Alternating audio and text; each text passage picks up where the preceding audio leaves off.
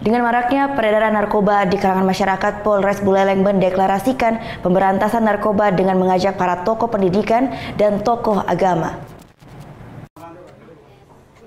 Hampir sebulan penuh, jajaran Polres Buleleng, Bali melakukan operasi bersinar dengan menyasar sejumlah kafe dan tempat hiburan lainnya. Alhasil berhasil mengungkap 17 kasus peredaran narkoba baik pengedar maupun pecandu narkoba. Ini mengindikasikan maraknya peredaran narkoba di Kota Singaraja, Bali di tahun 2016. Dari 17 tersangka yang diamankan di Polres Buleleng selama operasi bersinar ini, 11 diantaranya merupakan pengedar sabu-sabu dengan barang bukti sebanyak 5,7 gram. Sementara 6 lainnya merupakan pecandu narkoba yang nantinya akan dilakukan rehabilitasi. Melakukan penangkapan terhadap 7 TKP.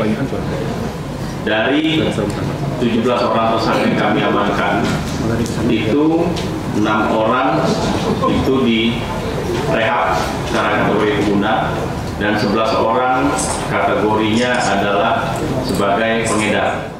Dengan banyaknya peredaran narkoba di Kota Singaraja ini, Polres Buleleng pun mendeklarasikan untuk melawan peredaran narkoba. Deklarasi peredaran narkoba ini melibatkan tokoh masyarakat, tokoh agama, dan tokoh pendidikan.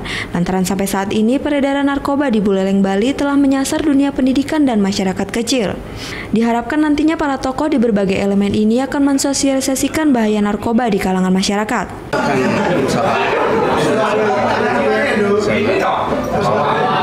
Akan berusaha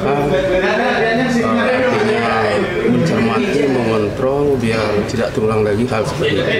Berdasarkan data BNNP Bali, korban jiwa akibat narkoba pada tahun 2014 sampai 2015 sebanyak 120.044 jiwa, dengan rata-rata kematian akibat narkoba setiap bulannya mencapai 104 orang. Putu Wijana melaporkan untuk NET.